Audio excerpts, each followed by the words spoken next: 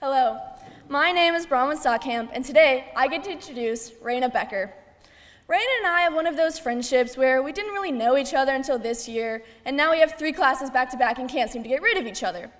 But seriously, Raina's such an amazing person. She is incredibly passionate about her interests, including, but not limited to, volleyball, band, engineering, cats, and nail art.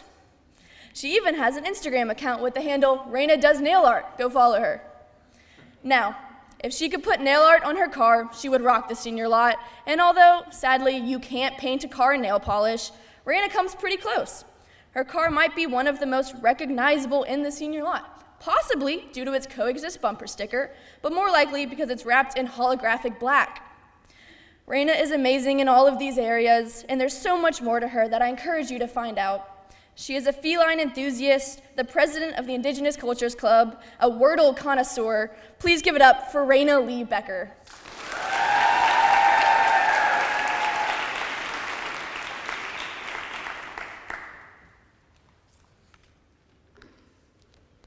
I have a bad habit of laughing during moments when I should definitely not be laughing.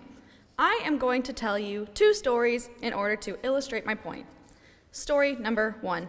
It was the summer of 2021 when my volleyball team went to a national tournament. The air was hot and sticky in Orlando, Florida, and so was the sweat pouring off of us. It was our 3rd day of this 4-day tournament, and everyone was exhausted. Nevertheless, I jump up to double block with my teammate when, alas, I was late on my jump as this 6-foot girl smashed the ball down above me. This is fine. My defender is right behind me. Upon further inspection after landing on the ground, my friend got pelted in the face by the ball that I was supposed to defend her from. The ball hit her hard. She spun around. Had to take a few seconds to remember where she was. Now, being the kind friend that I was, did I go help her to make sure she was feeling okay? No, I did not.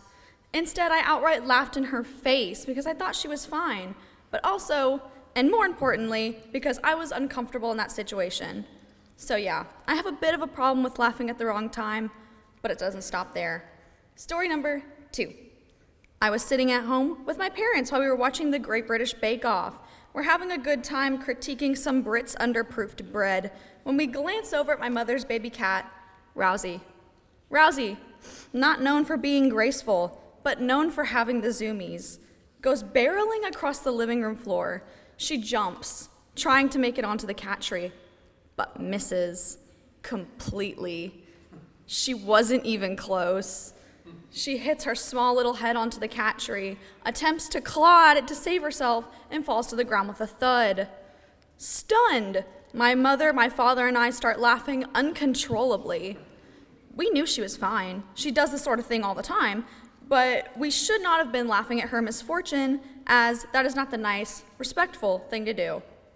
I'm telling you these stories today not to warn you or scare you about how your reactions will be remembered by everyone and how you need to control your reactions.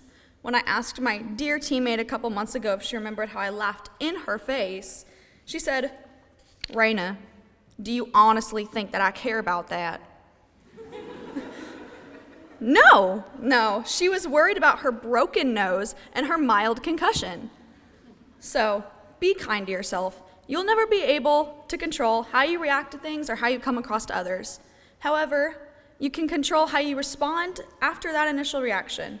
I advise you all to check in with yourself and to not take life too seriously. Sometimes you may not know how to react, and that is okay.